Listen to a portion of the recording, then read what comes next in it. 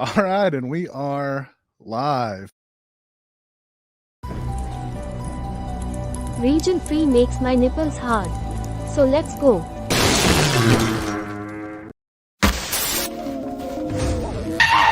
to London after midnight on WTSF.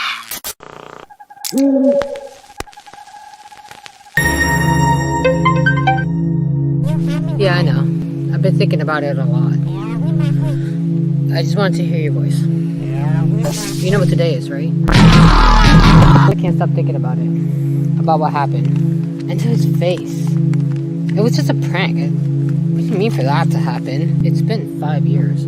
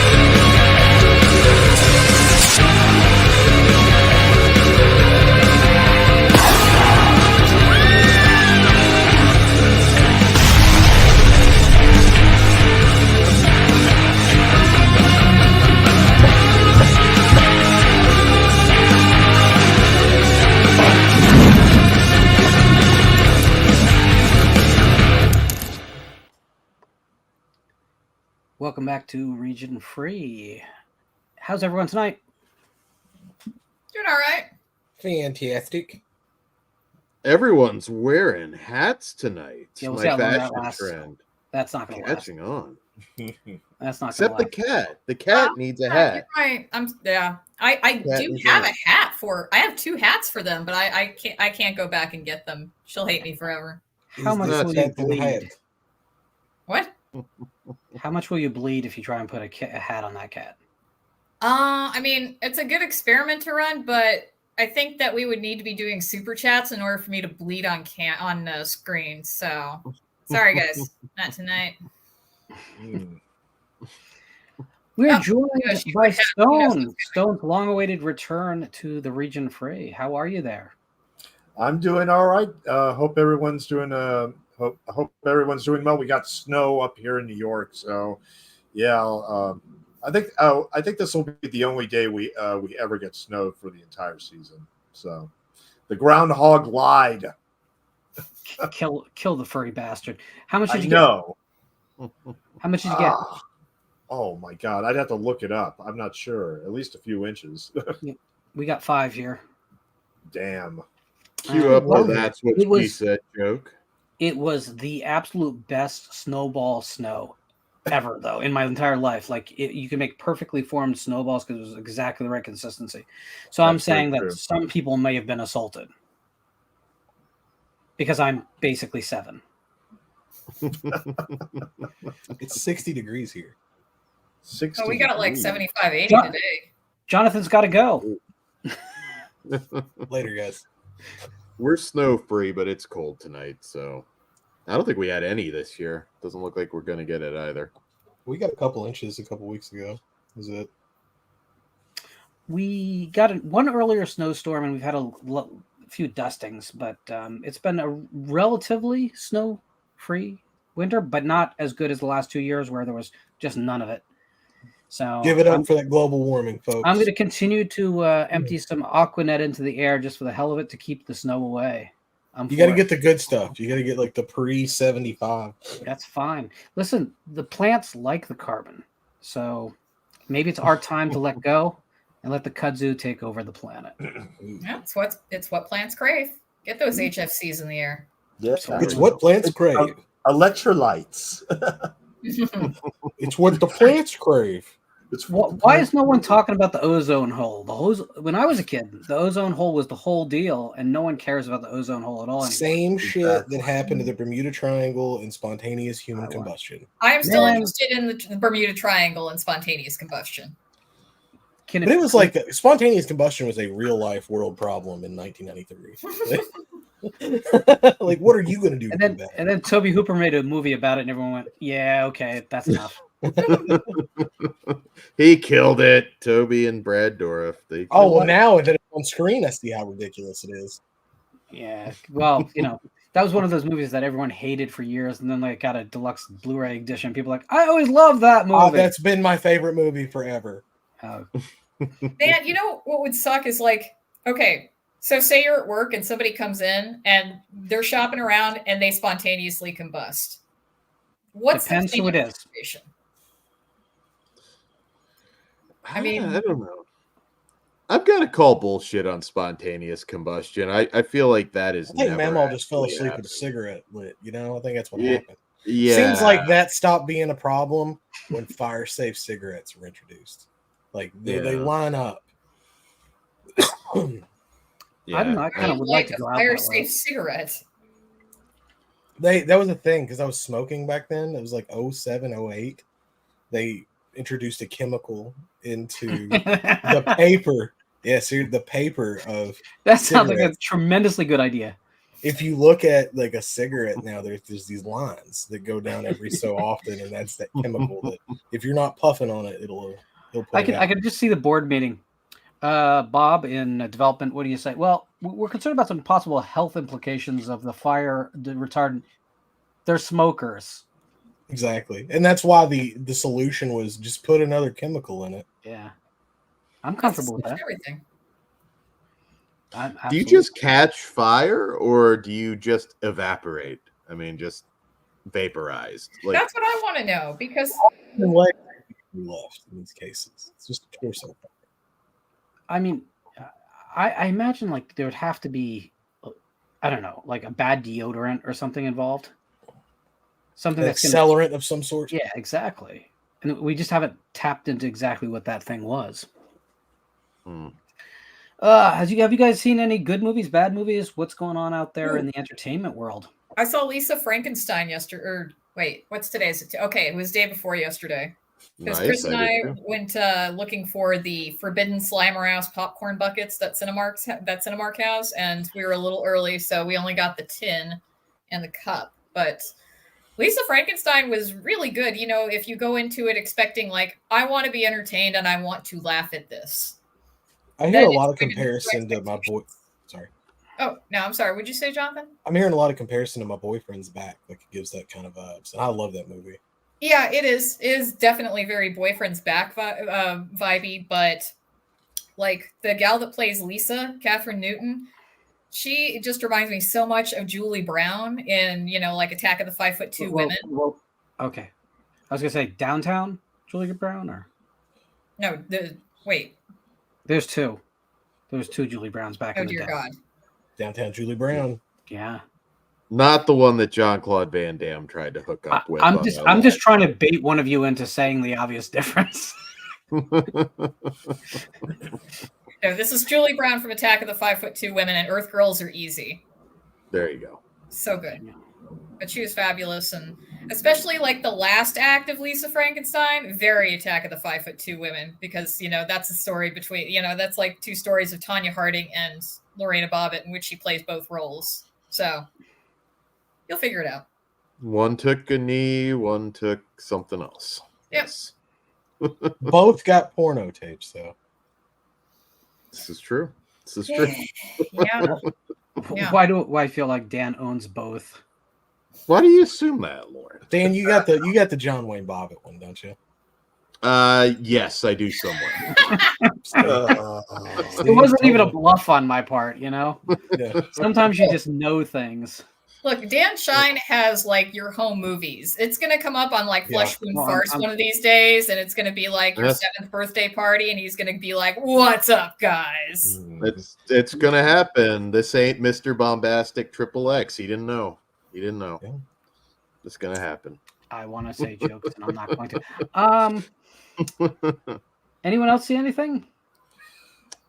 I also saw Lisa Frankenstein. I had a really good time. What else did I recently watch? We're kind of doing a Herschel Gordon Lewis show this week, so I've not watched new stuff really this week. But I did watch ISS a while I was about to say back. I'm gonna watch that one after. Is it worth it?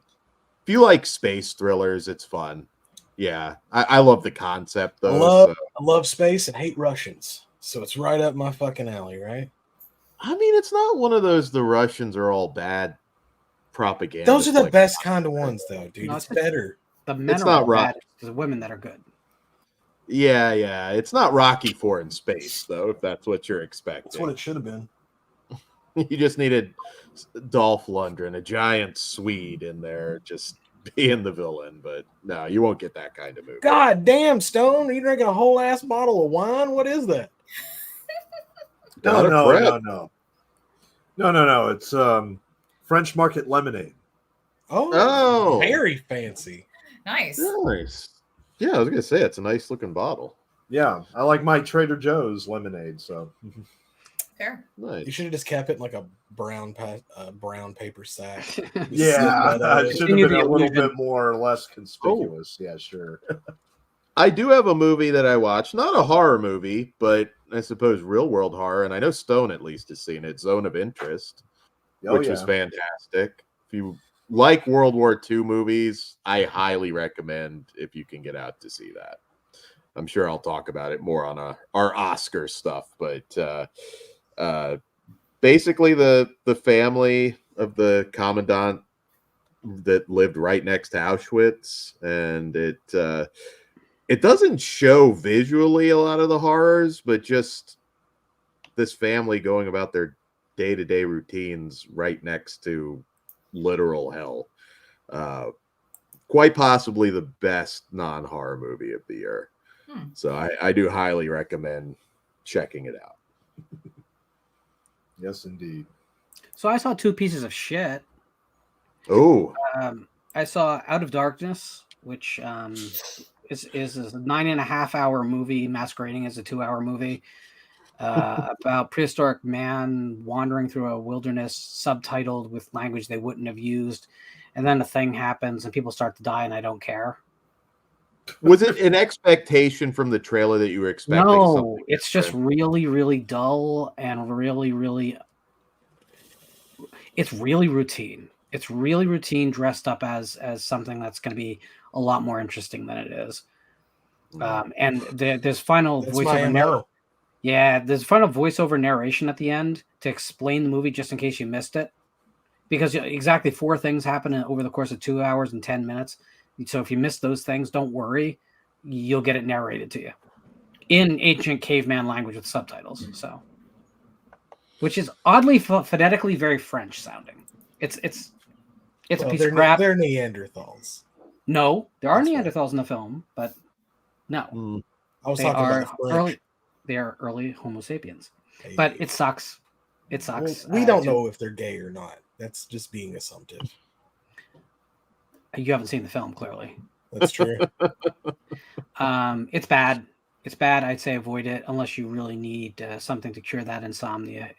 I was flabbergasted about how much I disliked the movie. Don't go in expecting a creature feature. I will say that much, which is kind of or a film where things happen. If you really love the Lord of the Rings movies for all the walking scenes, oh my God, do I have a movie for you?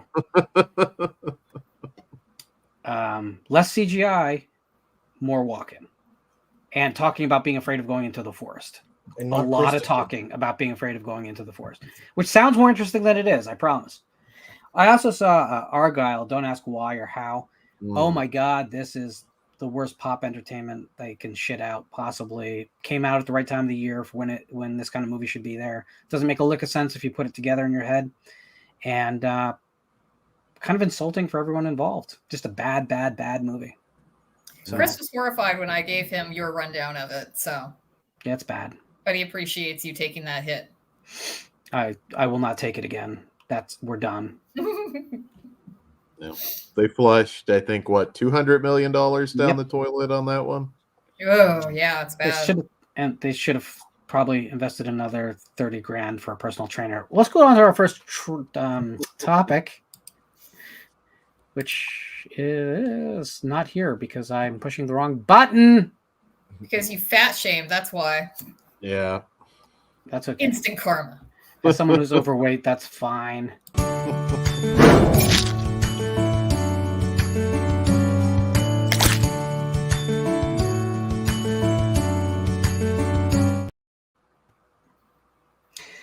So horror love stories. Dan wanted to do this topic especially. He seemed very excited, so he's going to lead us off. Absolutely, absolutely. So I figured some couple-friendly horror films. I actually didn't go too ironic with my pick. It's nothing, like secretly horrible, because I think we're gonna get into that. But I did want to throw out, if you do have a date or you want a nice romantic evening for Valentine's Day, the 2014 film from co-directors Justin Benson and Aaron Moorhead, Spring. Spring is a really good movie if you haven't seen it. It follows this guy who gets in trouble with the law, local sort of small town thing. He gets in a bar fight and hurts somebody pretty badly. So he decides to fly the coop to Italy, where he meets a beautiful lady and who is, let's just say, much more than she appears. It's probably one of your best bets if you really just want, cuddle time.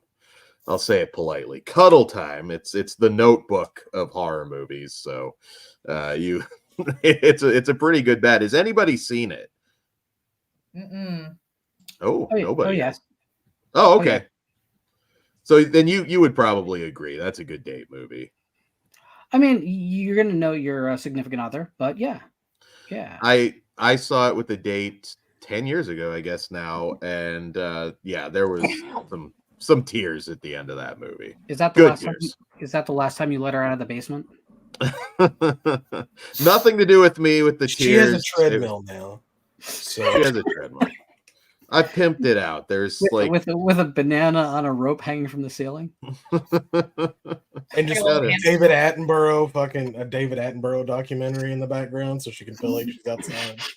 He's there. He's there. I just bring him in. Just bring in David Attenborough. Just to narrate over pictures. I could get Eric Roberts to do it cheaper though. He probably could. He wouldn't question it. Eric Roberts will be in your sex tape for $2,000. Like, he'll sit there and do commentary. I'm still going to hashtag Eric Roberts on to see if he can watch the episode. For $2,000, he'll do it. For $2,000, he will do it. He will. That is true. He will. If you're an independent filmmaker out there, for $2,000, if he doesn't have to leave his house, he will play a role, especially if it's something that he can be like the dad on the phone, or the president. I think he's got watch some of his recent movies. I'm not kidding. He goes to a room in his house and he'll be like the president. He's probably not even wearing pants and he's just sitting there on the phone. And it's like we've got to nuke that giant ape. That seems like my dream job.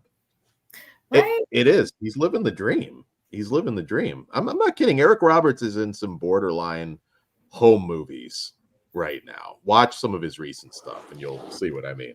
But no, Spring, beautiful scenery, great chemistry between the two leads, and I do highly recommend it if you haven't seen it. And even if you don't have a date, Spring is still a very good movie.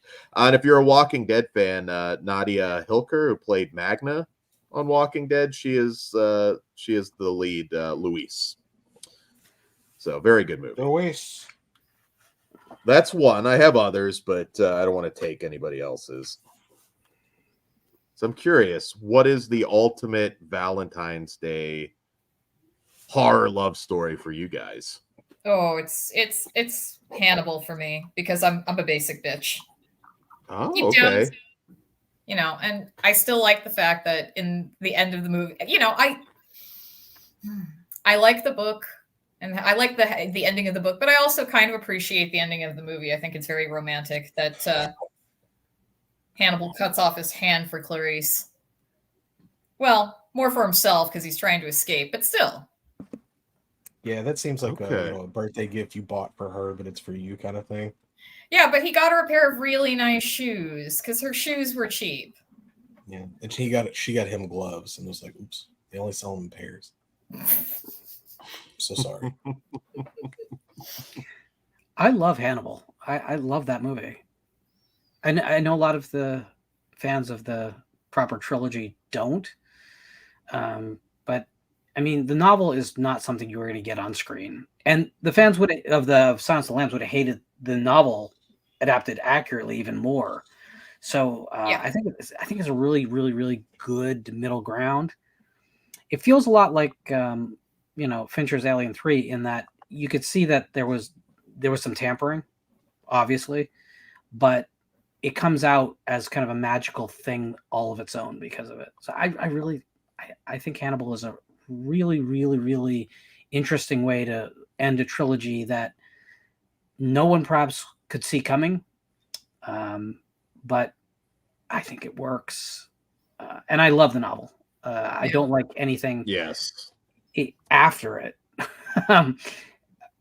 either in film or fiction. But I think Hannibal deserves another look from all the people who hate it irrationally. Mm-hmm. Agree.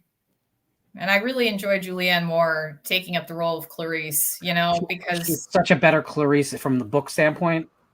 I agree. Yeah. And it makes sense too, given that 10 years have passed since Silence of the Lambs and between Silence of the Lambs and Hannibal. So you have like an older, more experienced Clarice, and she handles that really well. You get a Gary Oldman cameo that you would have never been able to pick out of a lineup. Like all Gary Oldman performances. I don't know what Gary Oldman looks like. If I ran into Gary Oldman, who fucking knows if I'd know? You might be like, that's Lee Harvey Oswald. Or you might be like, that's Dracula. I think it's whatever, like when he plays Commissioner Gordon in the Batman movies. I think it's that sans mustache. I want to go with Zorg from Fifth Element. I want to think that's like his default fucking haircut. Or that's just what was Her Romance? What was the pimp's name? I can't think of the name, but no, I want to go with Fifth Element. I just want to think like that. I mean, even as a young man, I mean, in Sid and Nancy, he is ridiculously good. Like that is fucking Sid Vicious for a lot of people. His butt crack is epic in that movie. I swear, man. That's a film I love too. It's a masterpiece. Thank you. It is. It is a masterpiece. Mm-hmm. Stone, do you have favorite horror love stories? I do. This is my quintessential horror film love story. Look, it's writer, producer, director, and she also did all the sets, all the costumes, designed the fuck out of this cult masterpiece, The Love Witch. Good pick. I fell in love with this movie the first time I saw it because I love Biller's just her tendency to be so perfect in everything, putting everything in a specific spot, having every word said at a specific time. She has the 60s, 70s aesthetic. I mean, and some people thought like she was inspired by some films, but of course she was inspired by other films, Look, I'm not going to lie. I thought of Beyond the Valley of the Dolls a couple times, even though that was clearly not one of the inspirations. I mean, more so a 1975 film with a very, very long title that was chosen as the #1 Sight and Sound pick for the recently. It's a French film, but like that was one of the inspirations for The Love Witch. But the costumes are amazing. The sets are amazing. I mean, and Samantha Robinson, I immediately fell in love with her. I mean, in terms of, well, maybe since Bo Derek when she ran on the beach in 10, I don't think I've fallen in love with a woman so instantly on screen, and she is awesome. And this new Umbrella edition, which I upgraded recently, I also got the director's debut film called Viva, and that is Anna Biller herself. Viva is her debut film, and she just published a novel, Bluebeard's Castle, and then she's going to have a new horror film coming up. I forget the name of it. I forget the name of it, but just to pass it to somebody else who wants to do their horror love stories, just to quote a little ditty from The Love Witch. Love is a magical thing. Love will make you feel like a queen or a king. Unicorns, rainbows, lucky charms await you in your true love's arms. There's no way I'm not clipping that. That's not the new. I was gonna theme say song. that's definitely the sitcom intro next time. Yeah. Jonathan, what do you watch when you're feeling all starry-eyed? Mostly just I Spit on Your Grave. That gets me in the mood. That gets me going, you know. But he only watches the second half. Yeah. Just the bath scene, actually. Over. Yeah. And then he watches Deja Vu. No. God, no. Deja Vu. God, no. I don't think I've ever been that pissed. Like sitting down to watch a movie. I'm like, I think this motherfucker lied about doing the first one. I think somebody else did it. I think he's just really old, and he was like, I can make some more money. Give me a camcorder from the Best Buy. Come on, go to Circuit City, stat. I love I Spit on Your Grave, but one It's thing that not always my bothered me, I feel like I would have had a quicker reaction to the tub scene. Yeah. You know what I mean? I feel like that's just immediate, like screaming like a little girl. That feels so good, it's painful. Yeah, you made it to it, Dan. You don't know. That's a great line, though. You got to admit. I'm kind of hoping I never can answer that question, Dan. Yeah. I hope I can't. But Yeah. That's the second time we've talked about a dismembered penis on this show already. Did somebody say dismembered penis? And there's Sam. There you go. It's kind of an inevitability when Sam's around, though. Yeah, talk about Like relocating, rehoming a penis. There's a little cardboard box under her bed that we don't talk about. Do they shrivel up, Sam? It's not that little. And it's not a cardboard box. It's like plastic Tupperware. Like, because you want to keep them fresh. What? You want to keep them fresh. Yes, exactly. We've had this conversation before on Visited by Voices about like needing to burp your penis Tupperware. Damn, that got Lorne blocked it out. Dark. I think I'm done. Well, my actual answer is Near Dark. A good choice. Good. Yeah. Good example of what, meet a fine young lady who might be a little too interested in you. It could ruin your fucking life one night if you're not careful. I can solve that shit with a transfusion. Oops, did I just spoil the ending to a 45-year-old movie? I don't know. 40-year-old movie, probably. That's all it takes, man. If you haven't seen Nobody it, tried on it first. you. Yeah. What's a vampire's blood type?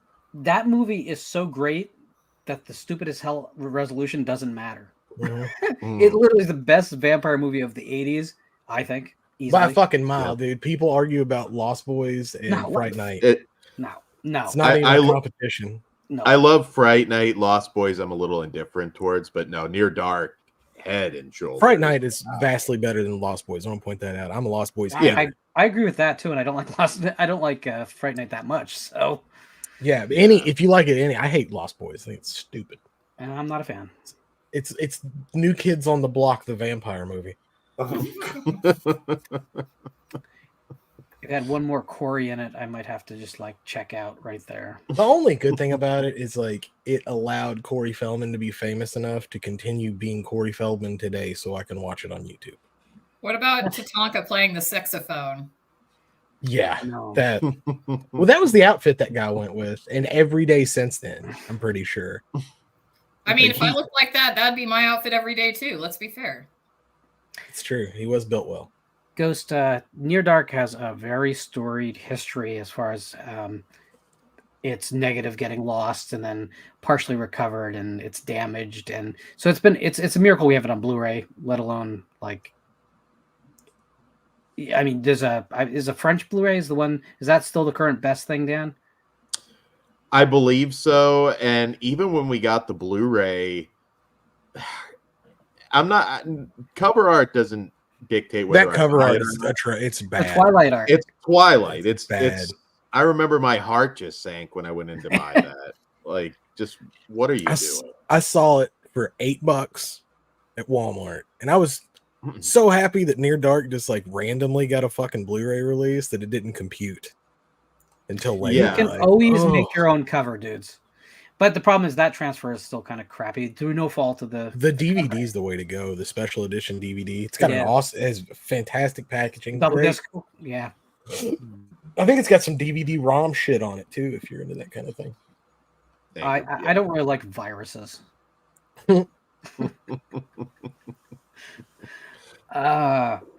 So I mean, obviously my top 2 films of all time could both easily just slide into this category, Bride of Frankenstein or Natural Born Killers, but I'm not going to do either of those.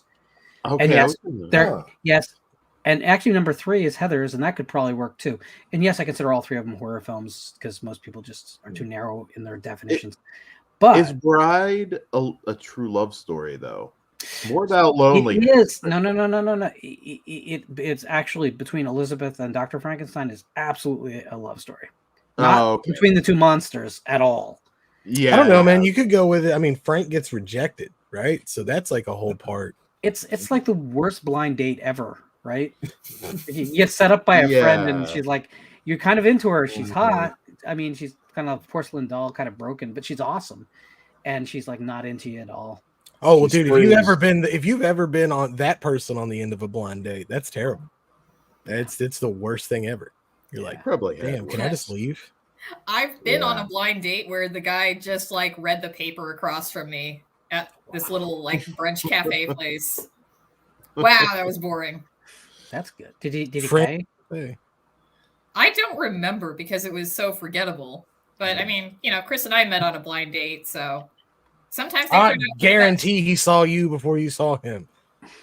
Okay, well, technically, okay. So here's the thing: he saw her miles away. Well, here's the thing: his ex-wife set us up on the quote-unquote blind date, and I used to work with her at Tivana, and I had met Chris like back in 2011, like one time when he came to the store briefly, So I was like, oh, he's cute, but we're both like with other people, so it was just kind of like a second and then it's gone, and then we ended up going out later on. Oh, cool. Yeah. See, you get the real love story on the Regionfree. Yeah. But if you want a fake one that I really like, Captive Wild Woman is possibly my favorite obsessive love story of all time, because here you get a frickin' simian who decides that she's going to turn human after being experimented on by David Carradine, and then just will not leave her man alone. It just doesn't matter. Sheila the Ape becomes Paula Dupree. She's after Fred Mason. Mason has a fiance named Beth Coleman, which I love because that's like Lauren Coleman is a modern cryptozoologist. So like no way that can make any sense because like Lauren Coleman was probably just like 2 years old when Captive Wild Woman came out. But I love it because there's some synergy in the universe. It's cheap as hell for the period, but it looks gorgeous anyway because all films from that period do. It's an amazing flick. It's romantic in all the wrong ways. It captures that tragic monster theme that all the classic Universal monsters does. And since no one knows Captive Wild Woman, they should check it out. Also, the title makes it sound like like a sadomasochistic love story, and it's not. But you can pretend it is. Dan does. There you go. I was going to pick Boxing Helena, one of the most beautiful love stories ever told. But yeah, I went nice. I went with the actual romantic film. I'm not picking I Spit on Your Grave or any of these. Dead Girl, that could be an alternate. Dead Girl was mentioned in the chat. I thought of it too, but I was like, I'm going to actually be romantic tonight and recommend Spring. Yeah, there you go. Another one I will throw out, just I don't know if anybody's seen it, but Only Lovers Left Alive with Tilda Swinton and Tom Hiddleston. That's a good one. After Midnight, which is actually funny too, with Bria Grant. It's about a guy dealing with a monster trying to break into his house while he sort of recollects his relationship that fell apart with Bria Grant. That's a really fun one. Let the Right One In, of course. I thought that was a little too easy. Oh, that one's kind of on the nose, isn't it? Yeah, I thought that was a little too easy. The Fly, Cronenberg's The Fly. I mean, come on, that's up there. Oh, that's the obvious one. Yeah, that's a great film. Also, Thirst from the vampire film from 2009, the Korean vampire film. That one, kind of an out of the box pick. So there you go. There's some to warm your hearts this Valentine's Day. Because everyone definitely needs to tune into this show to get your Valentine watching. We're gonna get like just dating advice from Well, Lorne. everybody else is going to tell you to week. watch My Bloody Valentine and the My Bloody Valentine remake. That's very true. and let's be real, like everyone in the audience is not going to have a say in this anyway. They're going to just end up watching The Office reruns on some streaming service and falling asleep on the couch because that's life. And finally,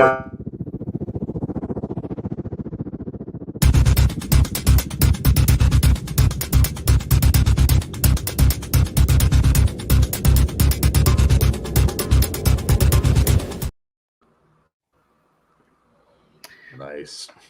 So, The Thing. This came up in a conversation between some of us about what the ending of The Thing is really implying, if it implies anything at all. So we figured we'd share our thoughts on The Thing as best we can as far as the resolution of the film. I don't think we need a spoiler warning on this, right? I mean, that seems like the most ridiculous thing ever. It's like spoiling the ending of like. I was gonna rent it tonight. Yeah, exactly. That's on you. But the red box is all dark now. I was gonna go buy Hollywood Video on the way home and get it. Yeah. So, so do you want to set up the ending of the film, Sam? I think we should let Stone do it. He's the one that brought this up. Okay. Oh, okay. Yeah, buddy, there's only one here. I did. I brought it up a few days ago. The idea that I had a different interpretation when I recently saw The Thing, which I think is an awesome movie, and it's become one of my favorite horror films. To be perfectly honest, I mean, Kurt Russell, everything, the ensemble cast, the setting, the themes, everything about it. I love it. So the ending of the film, what is the setup for it? Well, we don't know if the thing is destroyed or not. I mean, but Kurt Russell had to do what he had to do, which is just throw some dynamite at it and said, fuck you too. And there's a massive explosion. We don't know if the thing is dead or if there's like a billion little things now everywhere, you know, and we don't know. But it's just Kurt Russell and another guy. Childs, yes, thank you. Keith David. Keith David. I was waiting for the character and the actor to come to me. Thank you. And is Childs the thing or is Childs not the thing? Is McReady the thing or is McReady not the thing? Are either of them the thing? Does it matter? No, it doesn't really matter. But at the same time, I had a different take on it this time, where when he gives him the JB whiskey bottle, and it reminds me of the fact that one critic actually said this was a commercial for J&B whiskey, but anyway. But now I'm looking at it. Did he give the whiskey bottle to him to see how the alcohol would affect his blood when he drank it? There was not. So the theory is it's not alcohol in the bottle. It was gasoline. Where did that come from? They made Molotov cocktails at one point. Yeah. And McCready never takes a sip. And when Childs kicks it back, he kind of smirks. Because in my head, he's like, got him. He knows that he's Yeah, that's how I took it as well. And I think that's kind of, a reflection also on your, like, how you would be in that situation, because I'd be like, man, I'm just fucked. Fucked forever. Yeah, dude. I think it's pretty clear, and I can't say the first time I watched it when I was a kid that I picked up on any of it. It's pretty clear that Childs is the thing. You also have the jackets that kind of change places, and there's a lot of signs that point to Childs being the thing. But the fact that we're still talking about this ending, I mean, the movie's about paranoia, and it's perfect. I mean, that we're still talking about this movie. I never considered that when McCready was the thing. Like, I don't even know how that would make sense. Yeah, I don't think it would. I don't think it would. I think it's all there that Childs is the thing, and I also will say that there's a short story called "The Things" by Peter Watts that's told from the alien's point of view. Yeah, and it's thoughts and its critique on humanity, which is very interesting. If you're a fan of The Thing, I highly recommend you read that. And yeah, that one, yeah, Childs is the thing. So, and there's also that hint stuff that came out later. I know Dean Cundy said in his audio commentary that you can tell who's the thing based on the light in the eyes, which Childs at one point, it's blank. But I think they give you enough that we can safely say that Childs is the thing. But I don't know. Maybe somebody disagrees with that. I don't know. I'm curious your take, Lauren. So, I mean, The Thing is not... It's not a film with a whole lot of depth to it. It is the story it is, right? It's meant to be a paranoid thriller, and it's meant to be taken for what it is. But it's about the emotional response we call paranoia. So you're supposed to always be looking over your shoulder, not sure who you can trust, etc. And the movie does a great job of conveying that from the characters to the audience. If you resolve that ending, all the work the film has done immediately makes no sense, and you just give it all that work away. So I feel like a hard fact of whether either of them is the thing or neither of them is the thing doesn't really matter. In fact, it's kind of the point that we're left wondering. Because if you have an answer, we're no longer paranoid. And if you listen to the musical score as the Ennio Morricone score that leaves, it's wonderfully still paranoid at the end. We get that boot, doot, doot, doot, doot. Heartbeat. Yeah, we're not revealed. We're not tipping our hands because we want you to go home thinking still like, is your neighbors still your neighbors? I do. It's funny because I don't think The Thing is a perfect film, which is one. So let's think about this.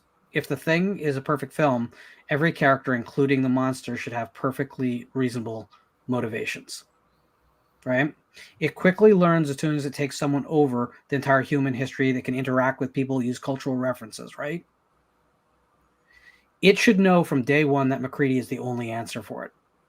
So the first person who's infected by the thing, or even the dog, hypothetically, should be targeting McCready immediately. And frankly, the easiest way is just through their shared food. There's a very obvious path to get to McCready. There really is. Mm-hmm. And it only takes one particle of a thing, one atom, right? Realistically, if you're going to look at the film from just a strict logic standpoint, which is not fair to do to any movie, because there's logic problems with any film if you cut it deep enough.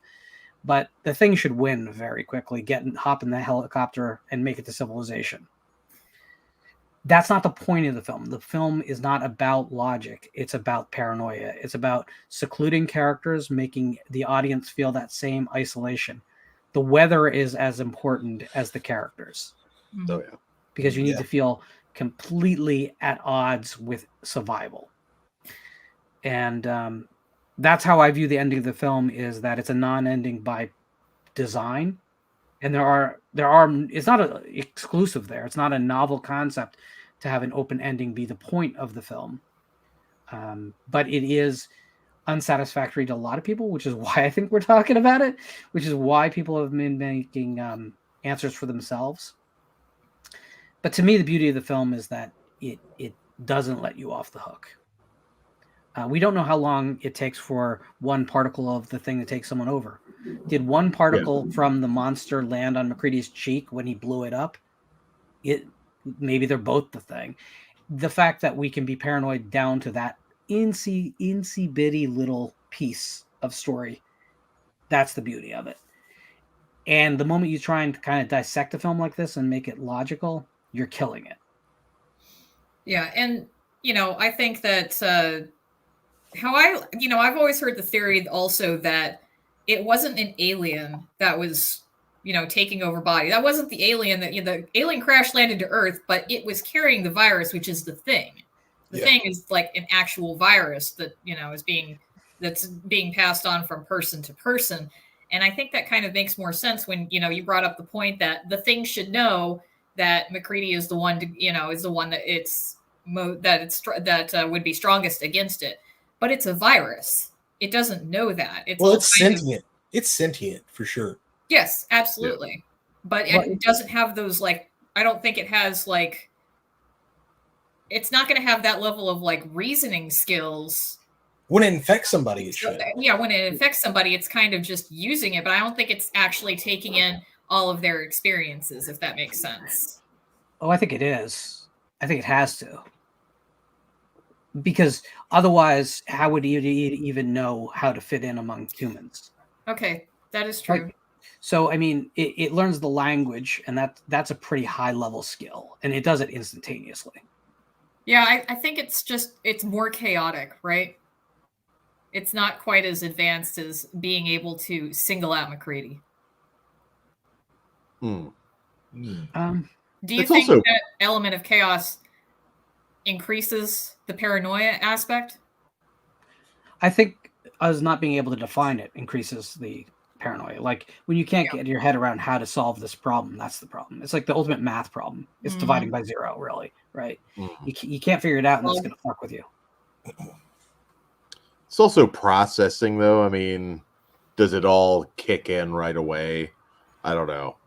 I mean, we're theorizing how that would work. I do want to see that movie, though, where it makes it back to mainland and then just the spread. I would not.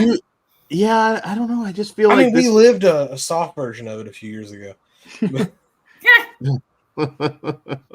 don't know. Go ahead. Oh, I got one more theory I want to throw out there, and it is related to Valentine's Day, kind of, in a weird, messed up way. But remember when McCready pours himself the JB whiskey, drinks it, and then you hear the voice from the computer, the chess machine saying "checkmate," and he just puts the alcohol in and says "cheat." Destroys a $3,000 computer. Yeah. Was that John Carpenter talking through Kurt Russell McCready right there? It might have been. It's interesting that you say that because this it might have been. Yeah, it might have been. But so that phrase right there should probably have been "checkmate, you bitch," right? Oh just my saying. God! But you know what? I wanted to get to something Jonathan just said, though. That's a common thing I hear from people is with the Alien series as well. Is like, oh, I want to see that film where they get to Earth and infect people, and then there's an Earth war. I don't know that you do, because something on that scale is really hard to do well. And it's going to take a really talented filmmaker to know how to put that in the right footprint. I like the idea of the xenomorphs and the Thing are both kind of like not parasites, but they're a problem for intergalactic beings as well. They're just pests to them kind of as well. Well, but they're interesting because their adaptability is better than us, and maybe that's why we're so threatened by them ultimately, is because these things will find a way to survive, and we probably won't. Yeah. I think if we ever did get another Thing remake, well, apparently we are, but just maybe, I don't know, unless that one's going to get scrapped. But I almost feel like you do it with an AI hook, that's sort of the way you do it. I mean, is this person real? To bring it into the modern age, maybe that AI is the parasite. Might be a little more sci-fi in that sense, but I think that's what you do, because that's kind of where we're heading. There's just something about organic weird beings that make it creepier. I get that. I don't know. I feel like that's maybe where the hook is. I'm kind of over the alien thing. Till I see him now, I'm like, okay, whatever. The alien. I'm telling you, dude, world's so fucked up right now. Alien could walk out in the middle of Congress tomorrow, and we'd be like, so. Mm-hmm. Yeah. Does that motherfucker got some money for me? I didn't think so. Get the fuck back in your spaceship, ET. So my big thing with more alien films is that I know they'll never really work for me ever again for one basic reason. When they're not practical suits anymore. They're all CGI aliens from now on. We have to think that. And the problem is when we know that a computer can make anything, then nothing can truly be alien. The idea is they built something that we didn't think they could build. That original alien suit is mind-blowing in 1979. Amazing. Oh, it's wild. No monster on film had ever looked like that, so no one could ever have imagined it. And the fact that at the time no one really had a deep impression of what the monster really looked like, we felt like kept changing because you never got the same profile from it, right? Mm-hmm. Now, starting with the second film, and certainly all the films since have been guilty of making us more and more familiar with the monster, it has become not alien, which is why the films have been less and less successful over time. But the fact that we have that auto response, whereas whenever something's CGI, we know it's CGI, and we immediately go, "Oh, that was made by a machine." A bunch of programmers in Korea sat at desks and made this. Yeah. That's always going to be a problem for me. I don't know that I'll ever be able to get past it. Also, they just need to change the design to something equally cool and unexpected if they want to have that same effect again. Because just putting that monster on screen again, it's going to make people feel warm and fuzzy, but it ain't going to have the effect. What do you suppose they used for the alien blood back then? Alka-Seltzer and Cocoa and Sprite or something. I thought it had like a chrome tint to it. Maybe. It's like a watered down version of the synthetic blood from Ash, really. Yeah. They're very similar, and I think on purpose. I guess someday I should actually just spend an hour talking about aliens. And then they fill the androids up with something else. They fill them up with like what appears to be mayonnaise. That's the big secret. We find out mayonnaise is actually what we can bring life in the world with. Can sustain life, folks. Miracle Whip. Yeah, that's why they call it Miracle Whip. All right, getting back to our Valentine's Day theme.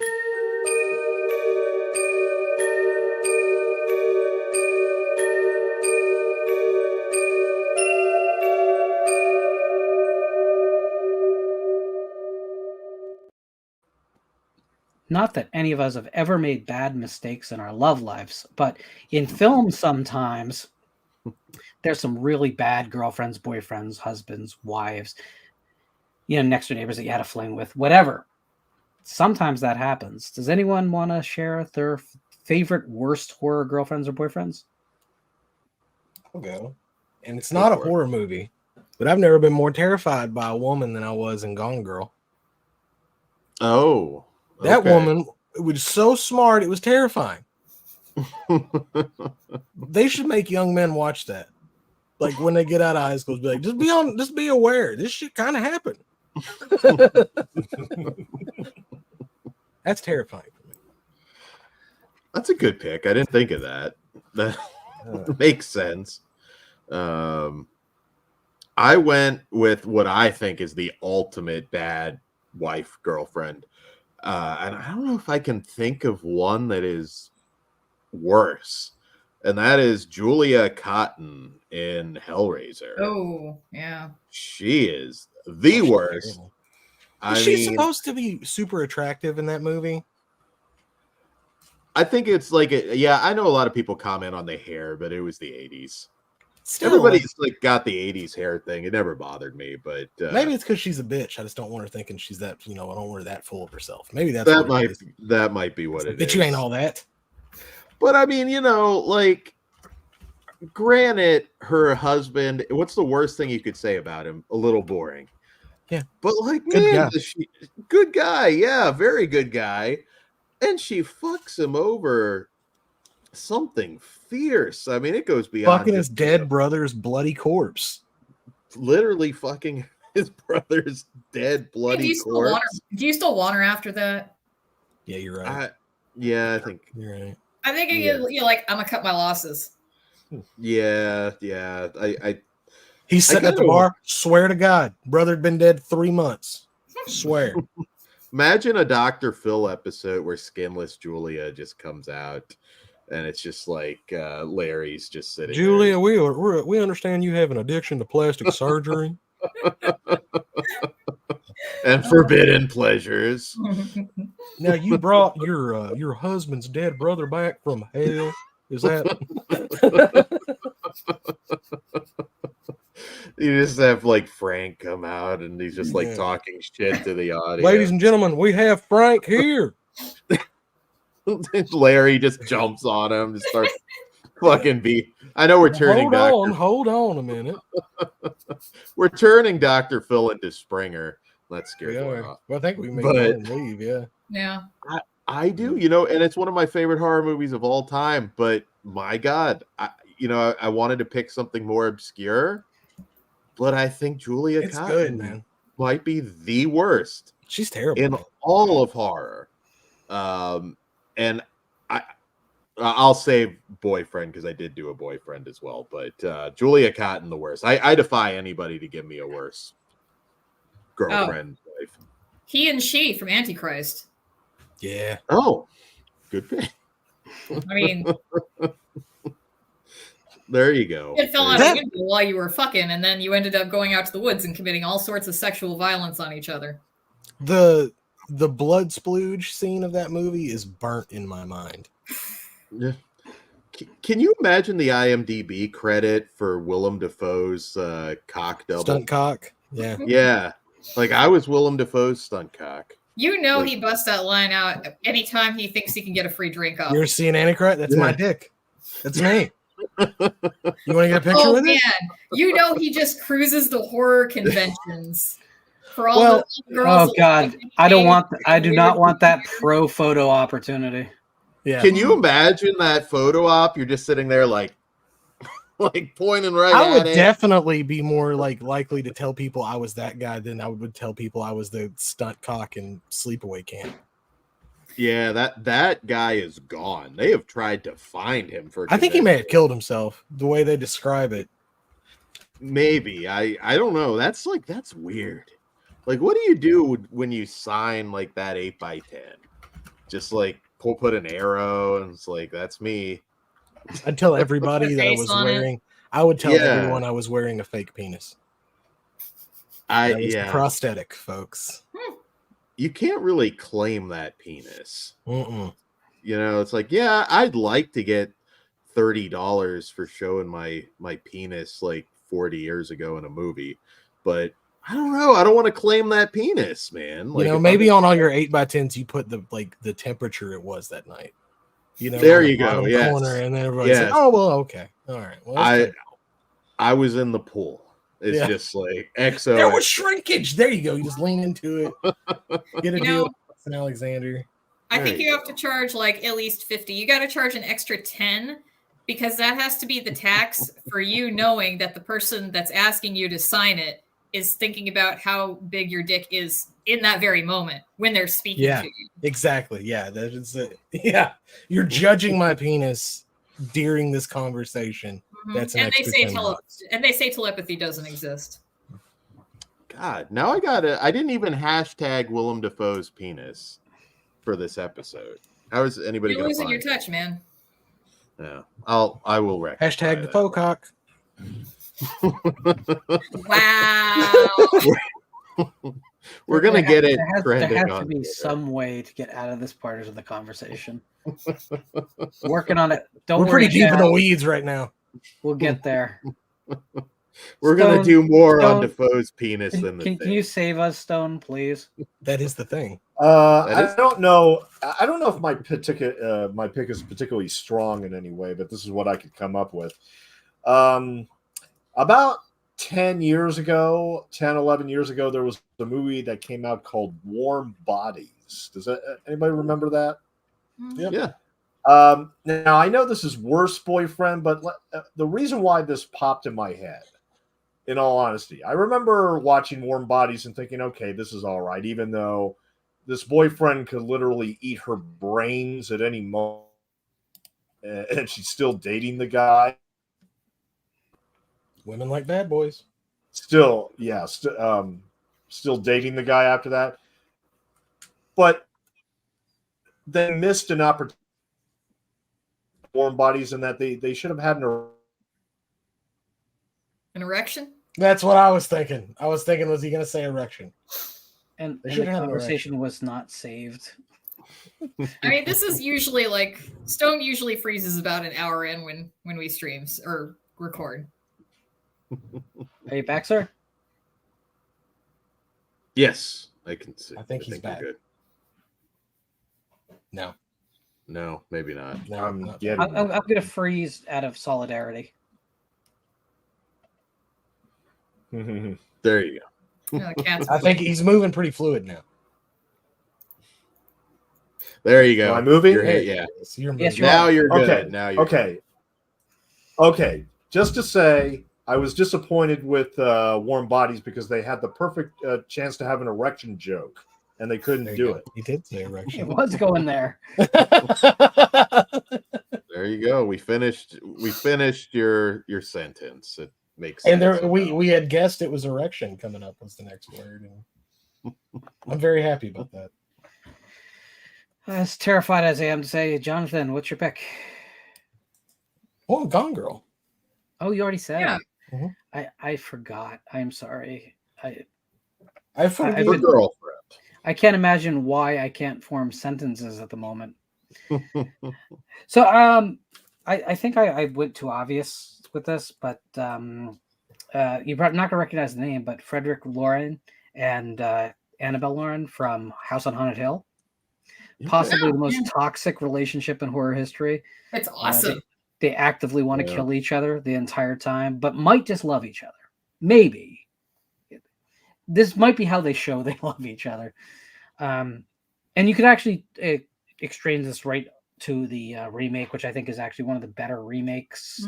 Jeffrey Rush was so good in that. So good. And that's a thankless task. You take on Vincent Price. Yeah, not a lot of people could make that work. No, and he doesn't try and be Price, which is smart, but he does embody the character really, really, really well. I don't like the big dumb CGI ending to that movie, but up to that point, it was a win all the way through for me. But the original, I think, is I can watch it at any point. It's one of those movies that's, if it's on, and because it's public domain, it's always on somewhere. I've watched it way too many times in my life, and I love it. I love every moment of it. But that as a couple, they constant angry retorts to each other that are all cutting as anything David Mamet ever wrote. And it's a joy to watch two completely angry, in hate characters with each other who are stuck with each other for financial reasons. It's amazing. No, that's a good pick. I didn't even think of that, but that makes sense. But we're not just talking the girlfriends from hell. Like, we're fair. There's a lot of shitty men in horror movies as well. So didn't want to make it just hating on the women, because I think I have one that might be worse than Julia Cotton. And I don't know who's actually seen this movie, but 2022's Resurrection, where Tim Roth as David. Oh God. Now, maybe the worst. Now, again, I know if you've seen this movie, you might be questioning this a little bit for reasons, but Tim Roth is a fucking bastard in Resurrection. I mean, he convinced her that he ate their baby. Like, that is a pretty chilling performance. And how can you be mean to Rebecca Hall? Yeah, and he groomed her when she was younger, so that is points for being a giant fucking creep.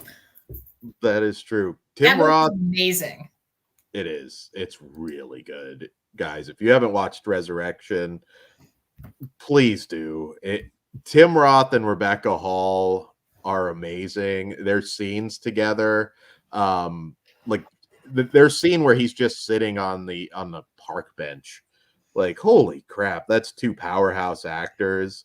And I'm struggling to find a worse boyfriend in a horror movie. Even Tim Roth as David in Resurrection.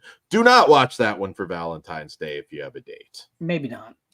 Yeah, wait on that one. Like, you automatically go to Scream. And I mean, it's an easy one, but I mean, Billy's pretty shitty. No, we could have avoided this whole fucking series if he just killed her first. I mean, yes. And again, there's a logic problem. Like, dude, kill the person you have a problem with first. Before, like, if you're gonna have the element of surprise. Yeah. Well, I mean, I think he did kill the person that he had a problem with first. He killed her mother, so.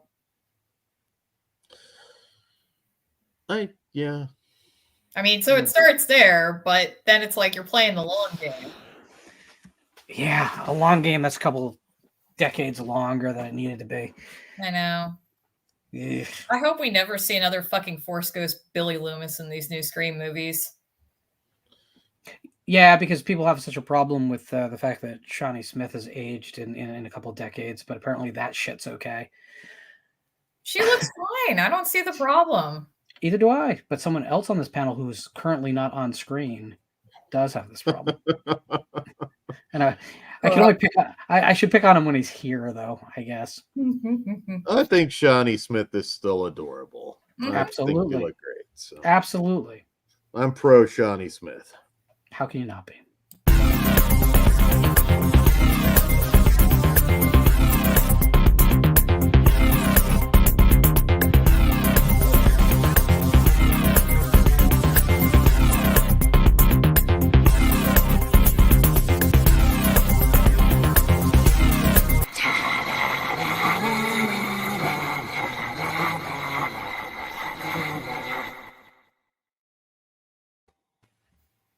Go.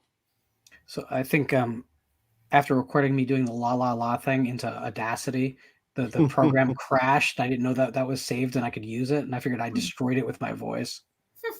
You could have had your cat like hawking up a hairball and made that work. Yeah, probably. Ugh. Get some good audio on it. So the maestro, Dario Argento, probably the first author, the first director people think of when they think of Italian horror films, for better or worse. Started his career where they all did, working with people like Federico Freddi. Of course, his father played a huge role in the Italian industry before him. But really with the Animal trilogy, he sets sights on American psychodramas in a way that Europeans had never been able to do before, even though it's not the first giallo by any means, but it is certainly the one that made the biggest impression among American genre fans.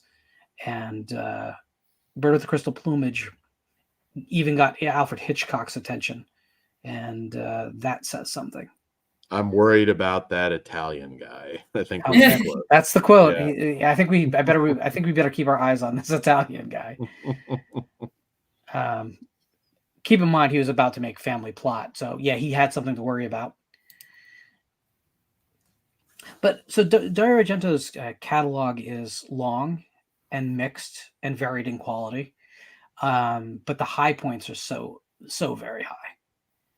He's cast a long shadow, not just for Italian horror, but over the genre as a whole. We talk about a lot of people as masters of horror. I think he's one that deserves it no matter how you slice it.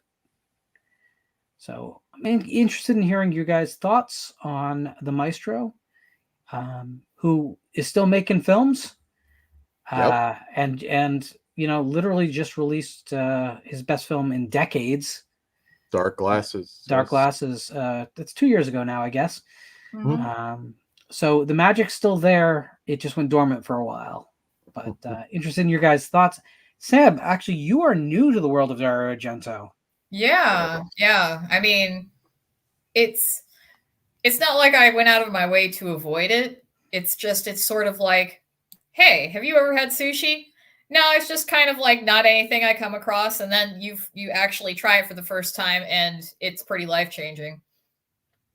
At least that was my experience with sushi, and that's pretty much how I'm feeling about Argento. And, because I started with the bird with the crystal plumage, and I really enjoyed it. And it has a very good noir feel to it. And then, of course, there's the little twist at the ending, the little twist at the end, where it turns out that the killer was the woman Monica Ranieri. And then I thought it was interesting. So apparently, her husband was also her accomplice in that through like a shared psychosis, kind of, and also wanting to protect his wife, right? Well, I think there's some deep mental problems undergirding all that, but yes, I think Well, that's yes. the surface the surface rationale for his actions. Yeah.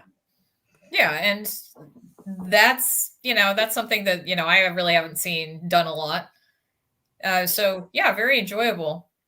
And then I was gonna kind of do these in order, but I don't have that kind of time. So I skipped to Suspiria, which is a masterpiece. And I feel stupid for having waited so long to actually sit down and watch it in full. But that movie is so good. Like it's kind of like when if you ever went to high school with somebody who was like a popular person and they were a jock and they did like honors classes and they did every extracurricular activity, but they were also like a really nice person to everybody, and it's like, that's so unfair. Like that's the level of good that I thought Suspiria was, and I loved that score from Goblin, because it just kind of like it shows up and it just continues to kind of edge, right? It's it's so close to going into like a full surf rock in parts, but then it stops and it just leaves you hanging. It was very effective, and I almost want to put the opening kill in Suspiria as part of the heart rips, but it's not really a heart rip. It's more like a heart stab. But that was rough. That's so got to see it for the first time. I'm jealous. Like, wow. For years, it was kind of common parlance in the horror community to say that the first 12 minutes of Suspiria are as scary as horror could get. I think we've backed off of that as tastes have changed, but it's still just masterclass filmmaking. I don't know another director that can gain a significant amount of anxiety from an electronic door opening at an airport, but Argento can do it. Scariest taxi ride probably in history. He just all the wonderful subtleties of language barrier and being in a strange city, and it's pouring down rain almost supernaturally hard. It's so disorienting, and you're hearing sounds that sound like flapping birds and screams on the soundtrack that you're not sure if are supposed to be ambient in the world that's being built or a part of the music. Just amazing. You're in a stylized fairy tale because of the extreme colors and the contrasts, and even how people are speaking is intentionally. It has a cadence that matches the music. If you ever noticed, it's the most shocking thing once you notice that the sound design of the film goes right down to the molecular level. Yeah. There's sounds that are repeated from objects literally being moved that are repeated later in the score to evoke that moment. And razor wire rooms, man. It's like we're not in the real world, but we're in a world that's that dangerous that you can just fall into razor wire inside a dance academy. Yeah. That's just stunningly visionary. And yeah. No, I'm sorry. Go ahead, Dan.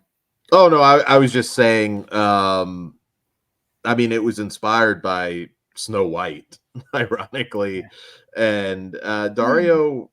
He always called his movies dreams. They were. It's funny the comparison to Hitchcock, because in some ways, he's the exact opposite. Logic, as you see as you go along, isn't always relevant to Dario Argento. And that attention for detail that Hitchcock had. They're not as similar as people make them out to be. But yeah. But I'm sorry, you were saying, Sam? No, I just wanted to complain about the Suspiria remake. Because as you should. I watched the Suspiria remake right after I watched Suspiria. Just, wow, it was a bad choice.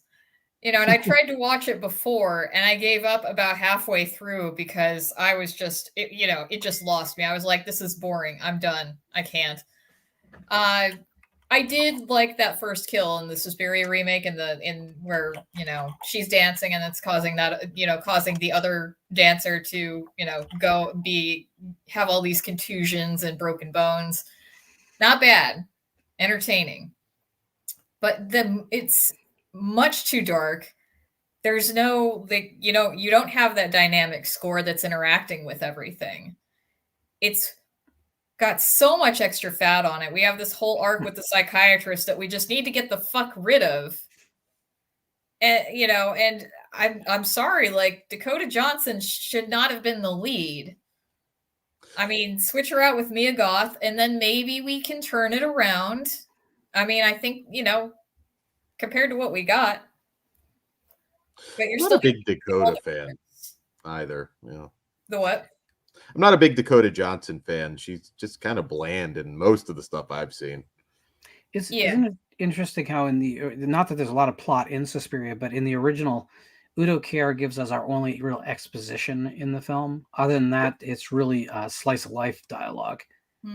And he, in 2 minutes, kind of elegantly sets the table for us and literally gets off a park bench and walks away. Much like similar but a lot elongated. Oliver Stone used a similar technique in JFK. Actually, it's kind of funny. But in this remake, they have to keep pounding us with endless information that goes nowhere. So many witch politics. Oh my God. I don't want to know about it. Unless you're going to go somewhere with the Nazi stuff, shut the fuck up. Really. Yeah. And I don't care about dancing enough. The original film gives you just enough stylistically to make it reasonable that the characters are there. We don't need it. Other than that, we don't need it. I'm sorry. And everyone's like impressed by the broken bone gore scene. But you want to know what? Fucking give me a Final Destination film. It'll do that shit better in a minute and a half. Yeah. Yeah.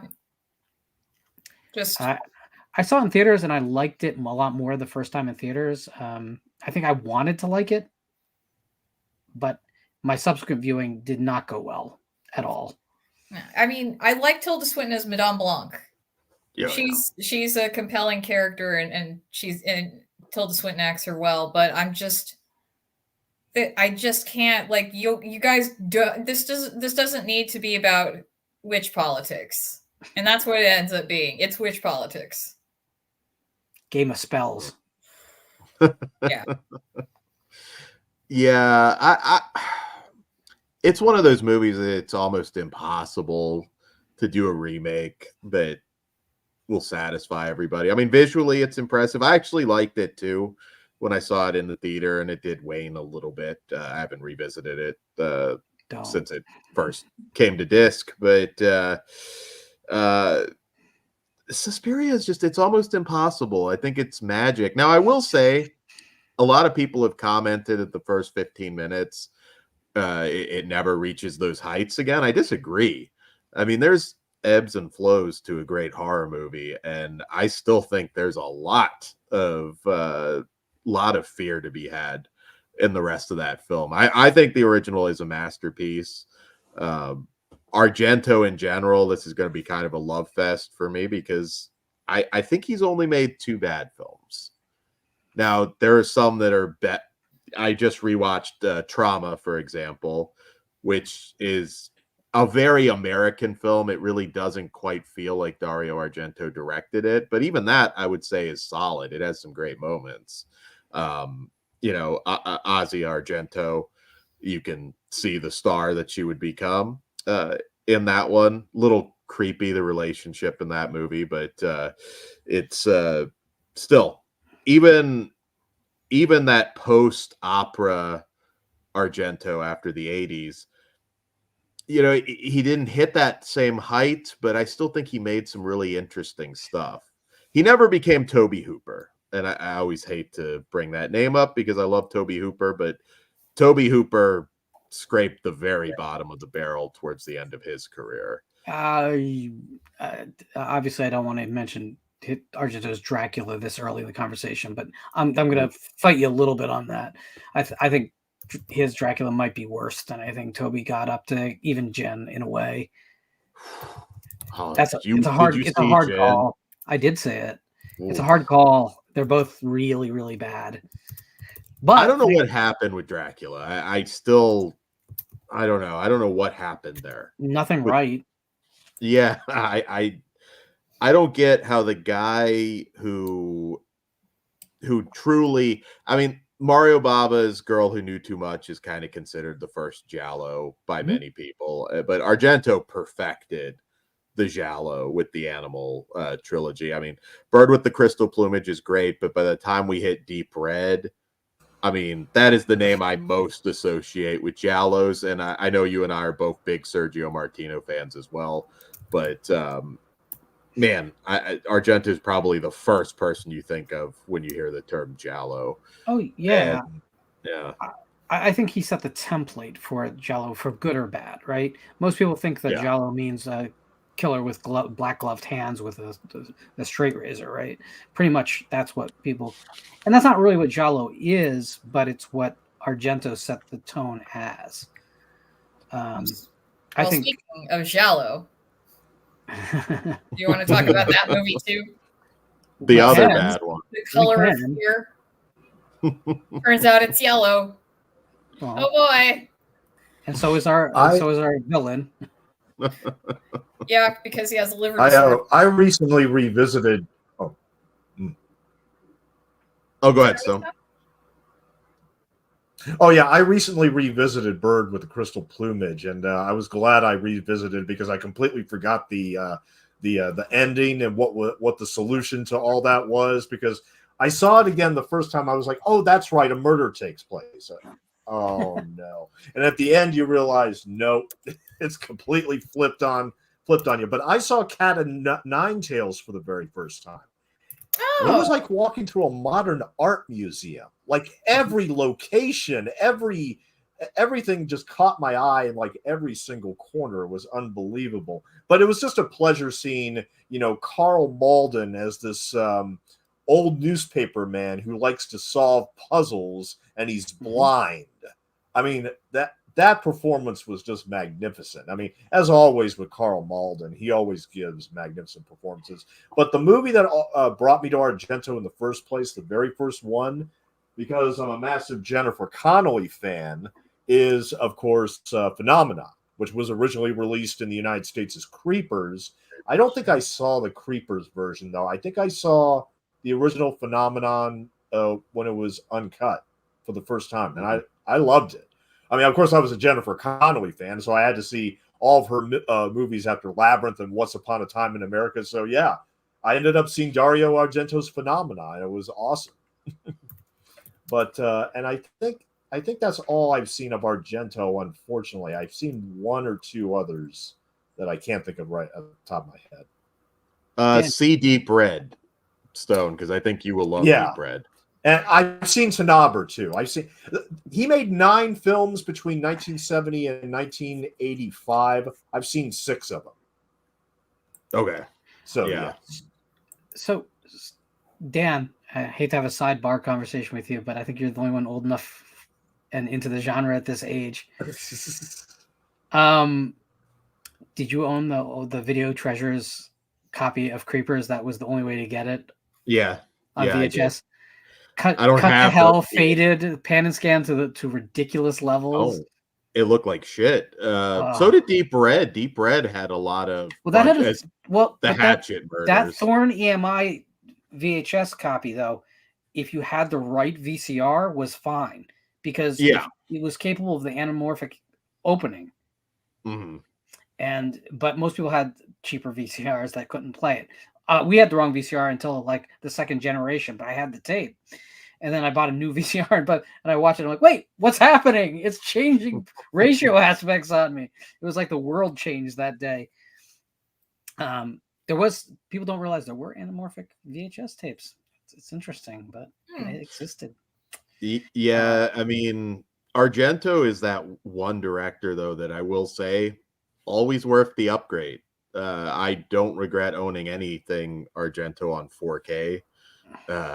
Suspiria, Deep Red, Bird with the Crystal Plumage, all of that is gorgeous. And I don't feel like I got ripped off with the inflated prices I do many times on 4K. But it's funny you mentioned Cat of Nine Tails, Stone, because actually Argento's not fond of that one. He thought it was a little too American. I read about that. But I mean, of all the films that Argento made post Phenomena, which ones would you recommend I check out?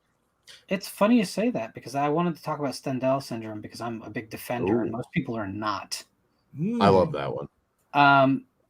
So, I mean, to me, it's before Black Glasses, which I actually think Black Glasses is actually probably Argento's most personal film. But before that, Stendhal is definitely his most personal. It's a film about art and about the power of art and how art is unobtainable and dangerous, and it should be. And that in order to create art, you have to allow yourself to submit to a certain level of what society would consider madness. It's a film about him. It really is. It's a film about how you can be paralyzed by great art, by consuming great art, but also by trying to create great art. And I think he was talking about kind of the Italian film industry getting its money turned off, and there was not many people who could raise enough money to get a film made. He was still able. This was one of his very last budgets that was respectable. Yeah, 95, I believe that film came out, at least in the U.S. Yeah. Yep. And I saw the film forum in NYC, and it was, to me, I understand all the criticisms of it. If you want Deep Red, if you want Phenomena, you're not getting that. But if you want a film that's allowing Argento to speak directly to you in the only language he has available to him as a visual storyteller, I think there's so much there. Yes, there's shitty CGI in it. A few instances of it. Yes, there is at least one character that's completely extraneous. I get it. But on the other hand, this was a filmmaker who had, over the course of the previous, 19 years, something like that, had brought so much to the genre that had not been there before. And he really, really deserved the opportunity to have his communion with horror fans. And that's what I think it is. Please give it another watch, and please take off your hate glasses on that one. The slide doesn't begin before Stendhal. Stendhal is a great, great Argento film. I like it a lot more than Cat of Nine Tails. I like it a lot more than Opera, even, which I love Opera, but I think Stendhal is a better film on the whole. I think it's better than Phenomenon. No offense, I love Jennifer Connelly too, but there's a lot of randomness in that movie. That Stendhal has no randomness. Everything's very by design. So please check that out. One other thing I want to just scream at everyone just for one last time. Grow some patience. Give Inferno another watch. It's really an adequate, if not celebrated, sequel to Suspiria. It's wonderful. Inferno's wonderful. Absolutely wonderful. Inferno is wonderful. And that's where the trilogy ends. There is no third film. Because you said before that he'd only made 2 bad films. Mother of Tears is better than Giallo or Dracula. That's not saying much, but if it existed, yeah, maybe, but it does not exist. Because no, I'm so crushed that Giallo was bad because I love Adrian Brody. Like that's the easiest way to get me to see a movie. Oh, it has Adrian Brody. I'm in. Let's go. He's great. Yeah. They sued the prosthetic nose. Yeah, and they didn't pay him.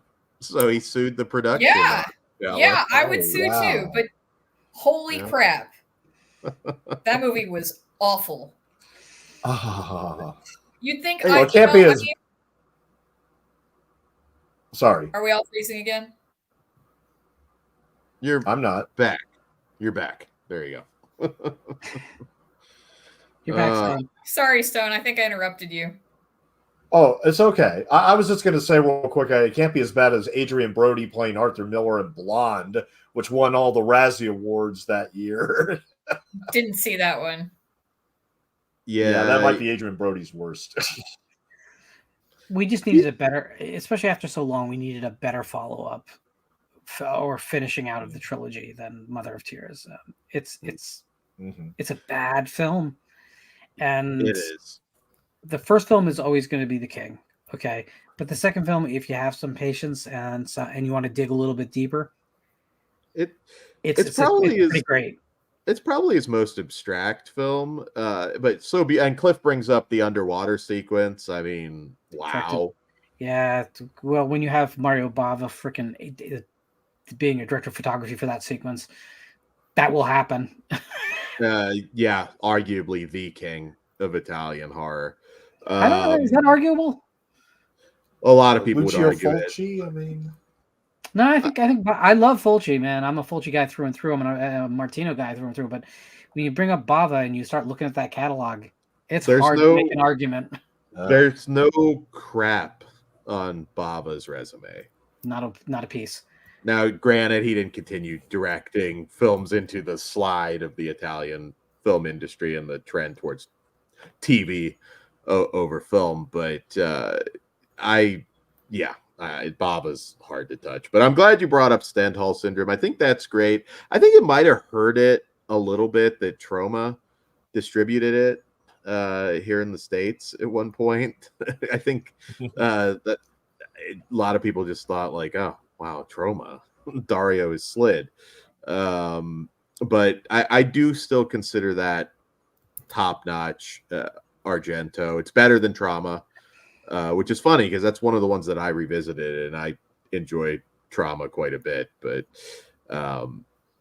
I think he is somebody, he's never totally lost his way. He never really just slid into, I'm just doing standard direct-to-video fare. Even The Misses, I get the sense that he tried, except, again, maybe Dracula. That's the only one I just feels like, did you get sick and did you not direct most of this? I don't get it, but especially Dracula. I mean, Dario Argento and Dracula was like a dream movie at one point.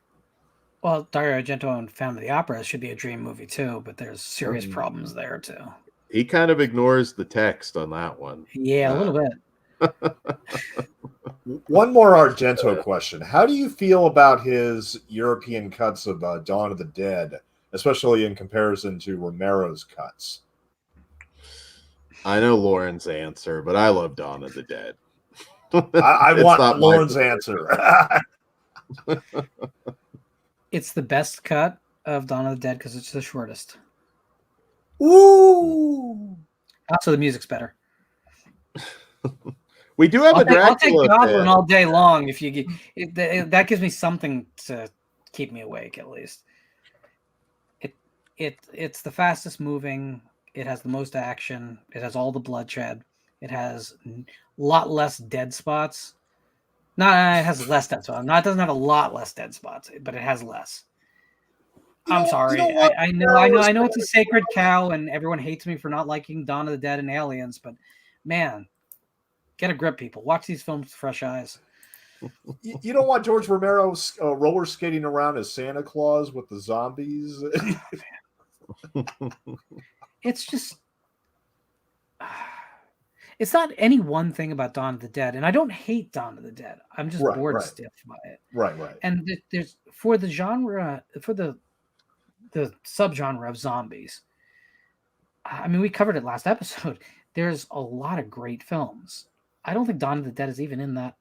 Is an important film? Sure, absolutely. But I think The Crazies is a better Romero zombie-esque film than Dawn of the Dead. I'll take it any day of the week. Good call. I love The Crazies, but I still gotta disagree. I gotta die on the hill for Dawn of the Dead. I'm sorry, die in the mall, whatever the case. The escalator. I love that in another generation there'll be a group of children that grow up not understanding Dawn of the Dead at all because they'll be like, what's that place? It will. Yeah, that is one that's going to be bizarre for a lot of people watching it decades from now. But I don't know. Maybe at that point they will. We got the AI overlords, and it'll feel nostalgic to them. Do you find that blood pressure machine's nostalgic? Because the Zoomers aren't going to get that at all. No. Your blood pressure is over 0.000. Dirk, we covered White Zombie, I believe, on the last episode. So yeah, I love White Zombie. Absolutely. The pre-Romero zombie films, I mean, Hammer's Plague of the Zombies. I Walked with a Zombie. All of that you should check out. But I'd still say that original trilogy from Romero is quite extraordinary. Night of the Living Dead is the greatest of the three and truly timeless. But scary. I'm still a Dawn guy. I'm still not. One day. No, it's not a one day. All right, Sam, your favorite topic's coming up.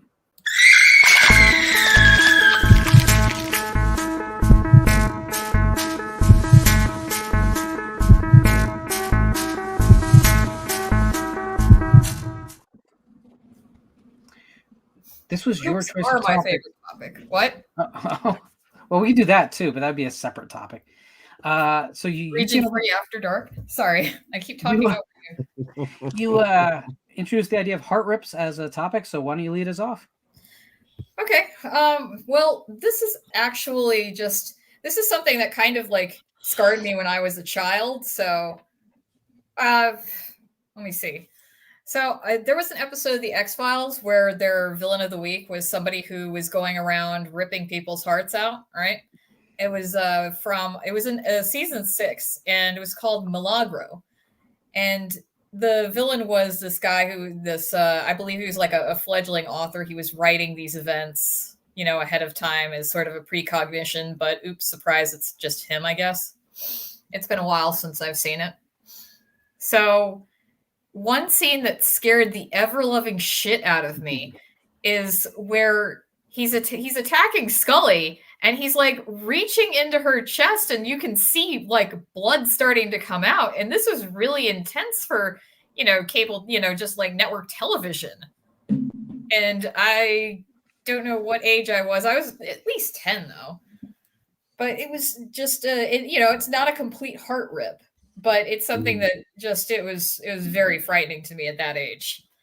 But I think that might be where my fear of, like getting organs pulled out of you while you're still awake started, because I also have like an extreme fear of vivisection, like the where like Kirstie Alley does the vivisection on herself in Children of the Damned. Yikes. Fuck that. So but yeah, that's where it started. So that's kind of why I thought about this. I mean, but as far as, full on heart rips, God. My Bloody Valentine, the remake, has a bunch of off-screen ones. But, I mean, Jason Lives has an all right one. I would say, I mean, I still have to put the X-Files one up there, even though it wasn't like a full, complete one. Because I was thinking also about Terrifier 2, where Art kills Brooke in the bathroom. But I think that movie's just like too over the top with the gore. And stuff gets lost in it. Mm-hmm. So, but yeah, that's kind of why I wanted to do this. That's so we know a phobia, organ pullage. Pullage. I like to make up bird words. with the crystal pullage. Bird with the crystal pullage. There's the adult parody of that one. Bird is the word. The all hand job finale. Sorry. I don't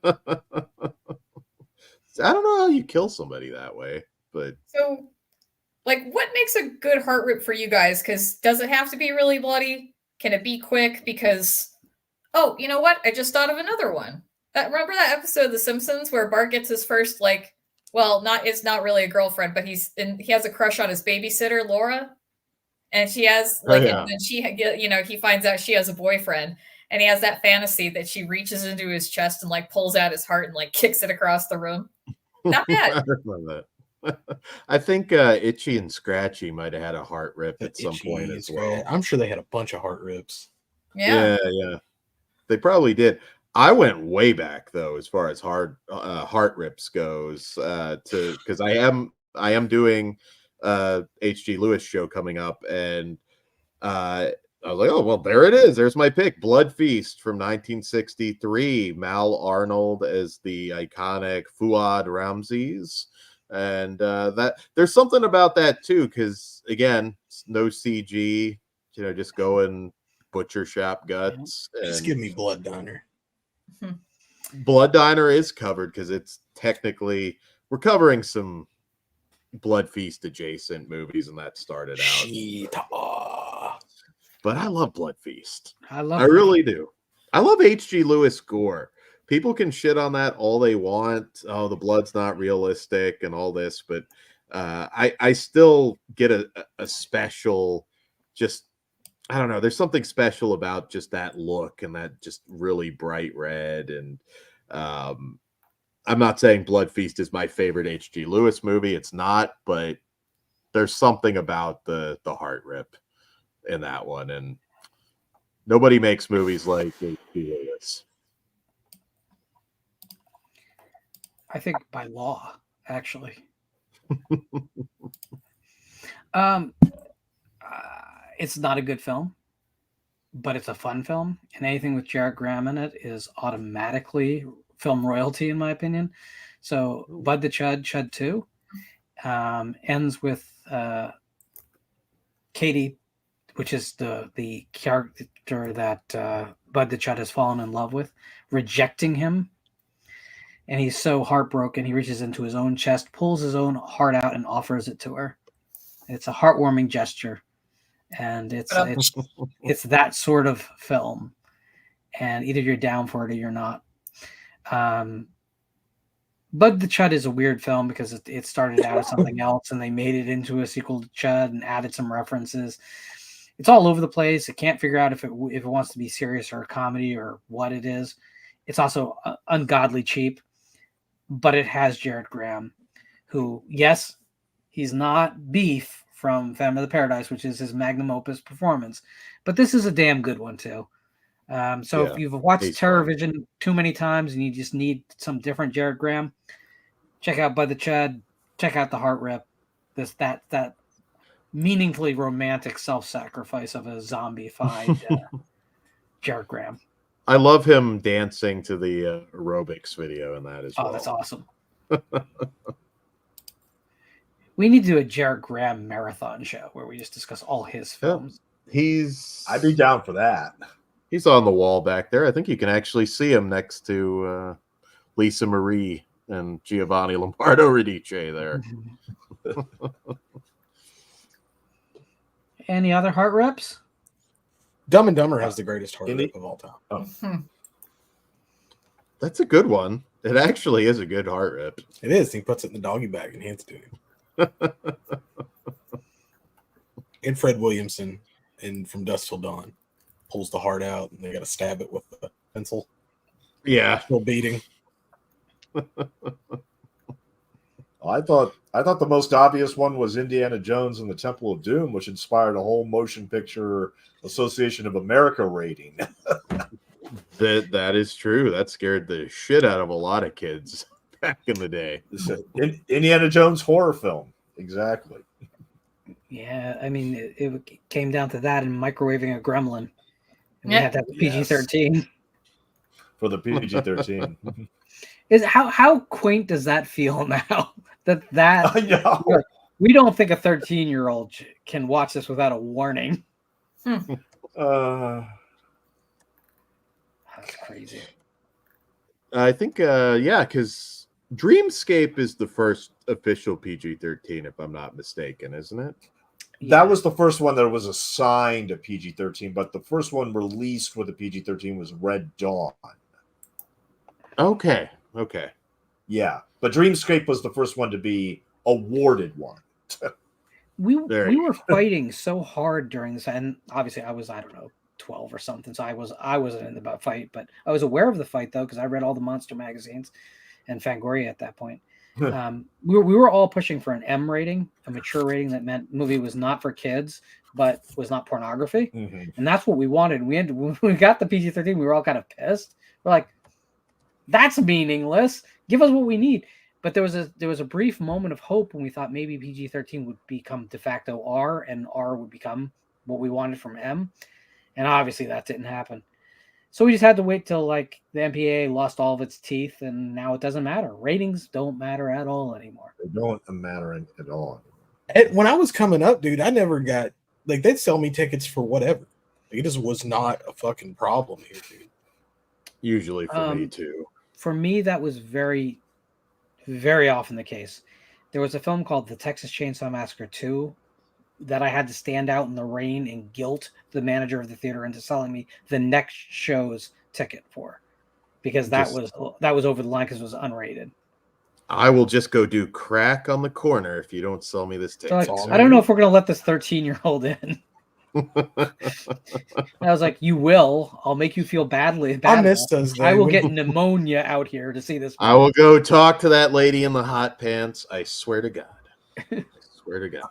Just that teenager in the fucking box office that just did not give two shits what you. No. This is back when theaters were theaters. Like there was a manager on duty. There was ushers in the theater. It was a thing.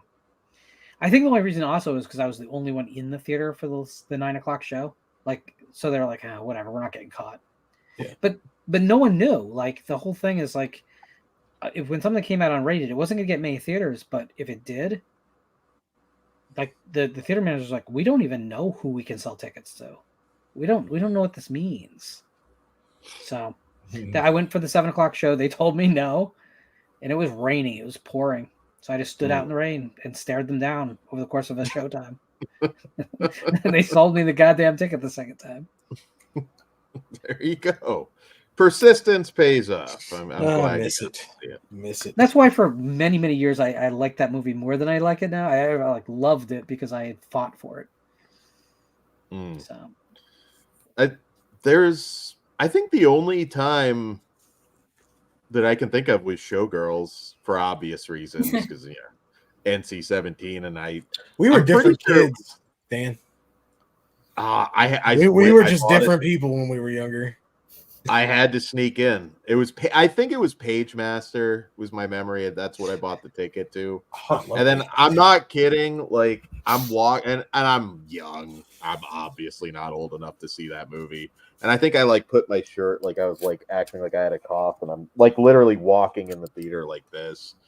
And there was at least two people who kind of like turned because I sat in the very back and I was like just kind of, I'm not had his hat on.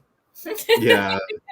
I think I did probably have a hat on. So whatever I could just to sneak in. So. I was thinking like, the Suspiria remake could have been improved if they had just like, I don't know, crossed it with Showgirls or something like that.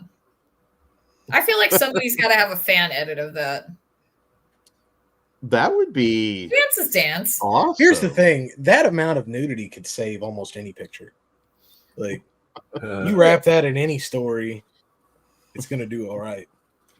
What if we swap it? Like Paul Verhoeven directs Suspiria and Dario does Showgirls. Oh my god! I just want to see how that comes out. I think that hot tub scene ends very differently. Oh yeah. Paul Verhoeven is going to have a new film this year from the same writer as RoboCop and Starship Troopers. He's back, baby.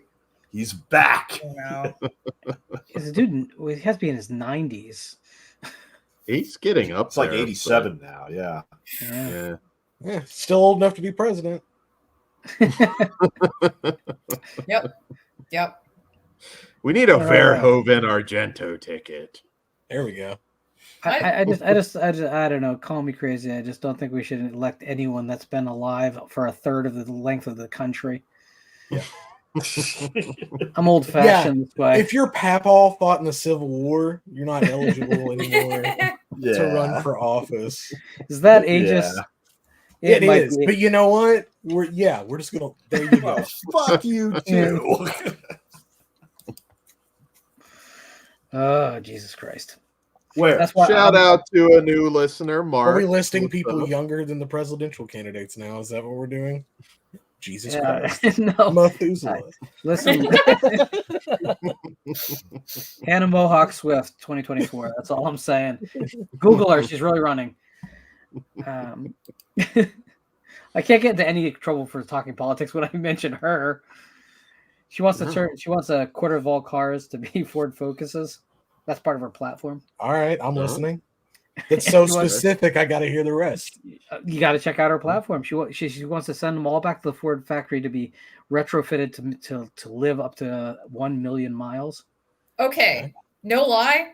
I saw in person a Lexus with 800,000 miles on it when we were car shopping for Chris. I was like, holy hell.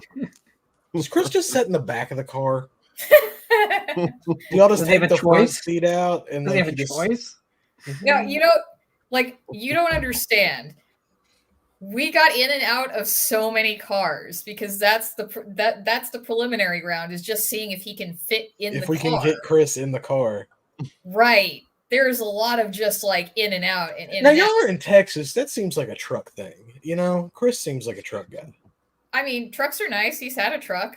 I like trucks. I've had a truck, but you need something that's going to be like affordable and can get good gas mileage because he's got a hell of a commute now. So we ended up getting a Kia Niro because it's a hybrid and it seats him comfortably. So I was hoping you were going to say like Chevy Sonic. No, one of those just like a smart car one. I have a Chevy Spark. He had to drive it to work for like a week. Can I get a picture of that at some point? Sure, I'll send you a video of him getting out of the Chevy Spark. Yeah, I'm assuming he stands up with the Chevy Spark on him and then pulls it over his head. It's literally like the Simpsons gag of the guy with the really long legs getting out of that tiny car. Yes. I just imagine him laying in the back with his feet out the window. That's what I'm saying. There's no front seat. He's just comfortable. Just got a pillow. Just how we would be. All good.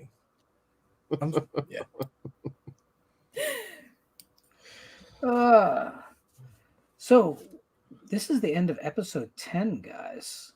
Yes. We're quickly coming to the end of our first year back. Seems like only yesterday that I started like making noise and like requesting rights to do this and cashing out my credit card so I could afford to put all you guys on retainer. Except again, that was nothing personal. My agent, he's just looking out for me. And his cut. Yeah. I don't like gatekeepers anymore. What about it's too expensive. Keymaster, are you a gatekeeper? So we're gonna make these last 2 episodes of season 3 special, guys. Expect some special guests, some out of the box topics, and maybe even some longer shows. But we're quickly coming to the end of our first season back. For everyone who came on board to watch us this year, everyone who subscribed, everyone who spread the word for us, thank you. This is all a lot more work than you probably think it is. And even if you're just prepping for the show and not building anything or spreading the word on social media, I'm going to tell you that there's still a lot that goes into this. So thank you for making us feel like we're making a difference in the discourse out there. That it's a lot better knowing you're out there and watching than screaming into the void. And I want to thank the panelists who have come with me on this journey this year. We're not done with the year yet, but we will shortly be. And you guys are what every 50-year-old male needs in life, friends. So thank you all that watch. Thank you all that participate. Hey, Sam, what do you got going these days? Actually just uploaded like 3 episodes to the Sheebie channel. So you just search for it. It's just youtube.com/sheebiejeebies. And they're all with Stone. So we did White Noise, we did Watcher in the Woods, and we did I Love You, Philip Morris, because we also are doing Sheebie Not So Jeebies. I know, I need a better name for that. But, it's going to be non-horror discussions. And those are all really fun times. So go check them out. Chris is on a couple, and then Griffin is also on the White Noise episode with me and Stone. And Griffin Very good. has some excellent rants, and you guys all need to go listen to them. I'm down for some Griffin rants. Stone, where can we find you? What you doing, man? Oh, Stone Gasman on X and also YouTube, where I do audio commentaries. I haven't done any in a while, but hope to do some very soon. But right now, I've just been enjoying my Conan Chronicles Blu-ray box set at the moment, and I'll be talking more about this in the coming weeks. Looking forward to that. So that's what I'll be doing. Excellent. Jonathan. No, it's okay. We'll wait. Everyone do the freeze while we wait for Jonathan. He's breathing fire. Time out. Yeah, I'm good. I ain't got anything going on right now. All that and then that. Dan, what you got going? Where can we find you? Flesh Wound Features is one of the places you can find me. And I think I might be doing something on Visited by Voices 1 soon, maybe. It's the rumor out there. Mm-hmm. So let's keep an eye out for that. And tomorrow I think we have the live I'm pretty sure. I'll double check, but I'm pretty sure tomorrow is the live. Not tomorrow. Thursday is the live H.G. Lewis show. So check that out. Excellent. So for myself, Visited by Voices is rolling on. I just uploaded the Collector Autopsy film that I think is underrated and that a lot of people dismiss as just being very much a film of its time. I think a lot more to it. Sorry to interrupt you. I love that video. It's great. So I'd like give me a chance to make you take a second look at that movie. Even if you come to different conclusions, I think it's worth starting the conversation because I think the movie is unfairly just kind of lumped into the torture porn cycle, and there's a lot more there. But the big news, I guess, that Dan has made reference to is that Visited by Voices is networking. We are transforming into a multi-creator space in which we're going to have a variety of shows with a variety of talent, including some very familiar faces, some faces you haven't seen in a while, some faces you may have seen once, and some faces that you've never seen before. The goal is to create a platform that allows for a lot more conversation than I could ever pull off myself. My schedule, my health, and my mental state, frankly, is not capable of keeping up with the needs of the community. But thankfully, I don't have to do it alone. A lot of great people are joining me. We're going to do something amazing. This community has gone through a lot from the earliest stages of this sausage factory in Regionfree through the COVID years, the explosion of individual channels. And now we're on the other side, and it looks like we need to come together again. So I'm very thankful to be considered as a place where people can join me on a great journey. And that includes all you out there.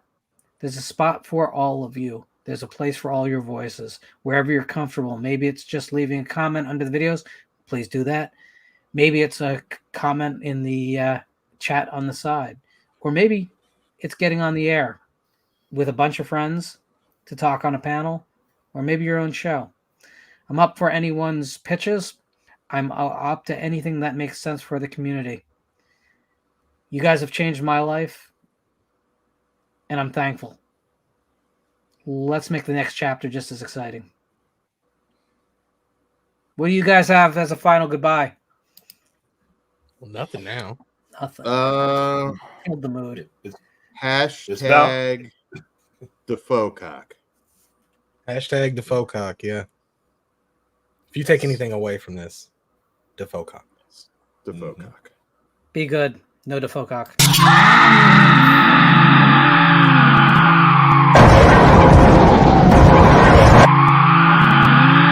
That was the same shit as the last time. Well, you pick liked the last one, and then they didn't like the last one. You didn't like the last one? But you were laughing the whole time. Yeah, because it was ridiculous. Ridiculous? It's a classic. I'm not really into all the weird cousin shit that was going on. You lied to me. You picked this one. You picked this one. Cousin shit.